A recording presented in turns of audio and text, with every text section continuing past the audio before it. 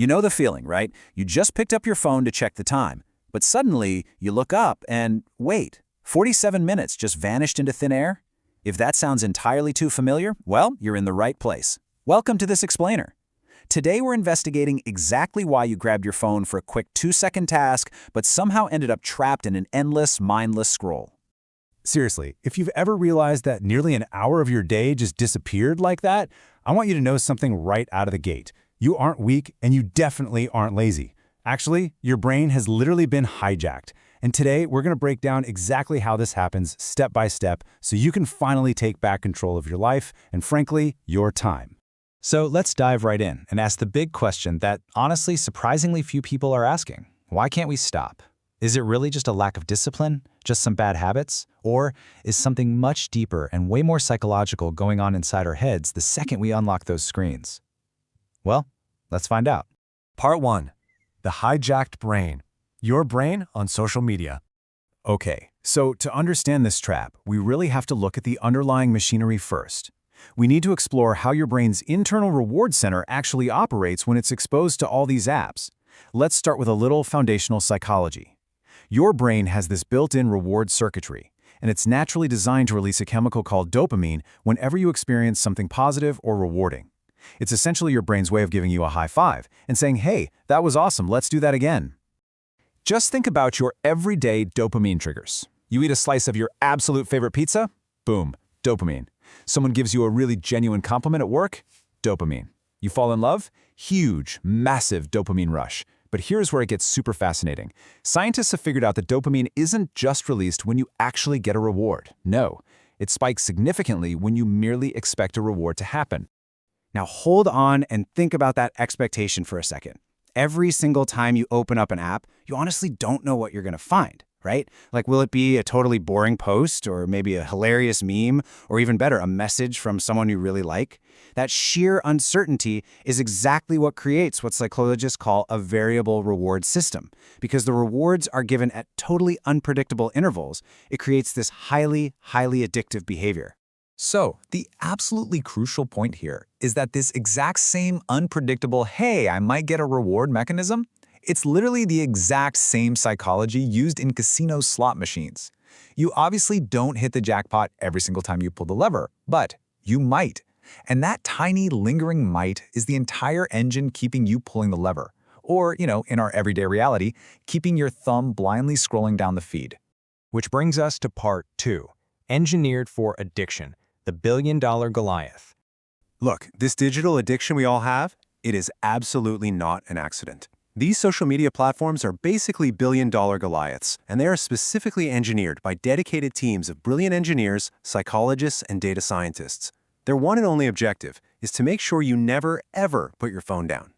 Just look at a prime example of this, the infinite scroll. Before this existed, every single web page had an ending, like a literal next page button, and that created a natural pause, giving your brain a crucial fraction of a second to step back and decide, okay, do I want to stop or keep going?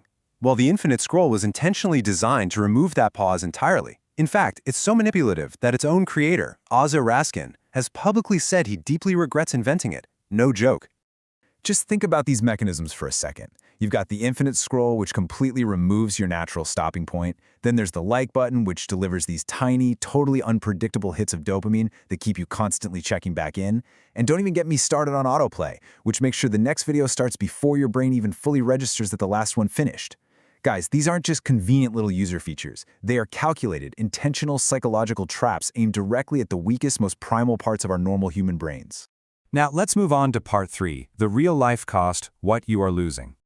First off, this stuff is absolutely destroying our attention spans. Because our brains are constantly being trained to expect this rapid-fire, never-ending stimulation, the average human attention span has actually dropped from 12 seconds back in 2004 down to roughly 8 seconds today. And just for a little context here, a goldfish has an attention span of 9 seconds. Yeah, you heard that right. We are shockingly falling behind a literal goldfish because our focus is just being completely shattered by constant digital stimulation. Furthermore, it's making us all significantly more anxious. Think about it. When you're scrolling, you're constantly comparing your normal, everyday reality, like your messy living room or just a boring average Tuesday, to the carefully curated top 1% highlight reels of everyone else. You're seeing someone else's incredible vacation, their big career success, their absolute perfect lighting. And the crazy thing is, your brain genuinely struggles to tell the difference between reality and those highlights. Ultimately, that endless comparison just breeds deep, deep anxiety. And then, well, there's just the raw mathematics of time. The average person spends anywhere from 2 to 4 hours a day on social media. Now, if you add that up, that translates to stealing up to 120 hours of your life every single month. I just want you to let that number sink in for a second. 120 hours. Gone. Seriously, think about what you could realistically do with 120 extra hours a month. You could easily learn a new language. You could write the entire first draft of a novel. You could build the foundation of a startup, or learn a completely life-changing new skill. That is a massive amount of potential time that you could have used to actually achieve your dreams. But instead, it's just getting scrolled away, forever. So what do we do about it? That brings us to part 4, taking back control, your blueprint to break free. Look, yes, you are basically in a totally unfair fight against a digital Goliath right now. But simply understanding the trap isn't enough, right? You need actionable, practical tools to actually win.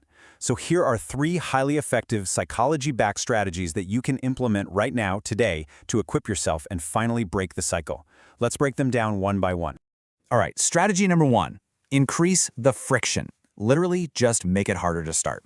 By simply burying your most addictive apps deep inside folders, maybe on the second or third swipe of your home screen, you force your brain to work just a little bit harder to get to them. And get this, studies actually show that adding just 20 extra seconds of friction uses your brain's natural laziness against the scroll, which drastically reduces that mindless automatic app opening by up to 67%. It is a total game changer.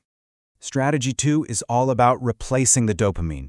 You see, you can't just delete a habit into a void, you actually have to fill that void with something else. So when the physical urge to check your phone hits, physically replace that digital habit with real-world activities. Go take a quick 5-minute walk, drop down and do 10 push-ups, or just write a single paragraph in your journal. By actively doing this, your brain slowly begins to crave healthy, real-world rewards instead of those digital slot machines. And finally, strategy 3, schedule your scrolling. If you strictly schedule exact times to check your feeds, like, say, only at noon and then again at 7 p.m., you completely remove the randomness from the equation. And as we learned earlier, that unpredictability is exactly what makes social media so powerfully addictive in the first place. So when the reward becomes predictable, your dopamine response shrinks and the addiction completely loses its grip on you. As we wrap up this explainer, I really, truly want you to internalize this one thought. You are a perfectly normal human brain going up against billion-dollar technology that was explicitly designed to exploit you. You aren't weak, but please remember, every single minute scrolled is a minute stolen from the life you actually want to be living. The good news? Now that you have this knowledge, you finally have the power to fight back against the tech. So I'm going to leave you with this. Be incredibly honest with yourself right now. How many hours did you scroll today? And honestly, much more importantly, now that you know the hidden mechanics behind the trap, what are you going to build with your reclaimed time? If this explainer opened your eyes a bit, take this knowledge, apply these strategies, and start taking your mind back today. Thanks for joining me.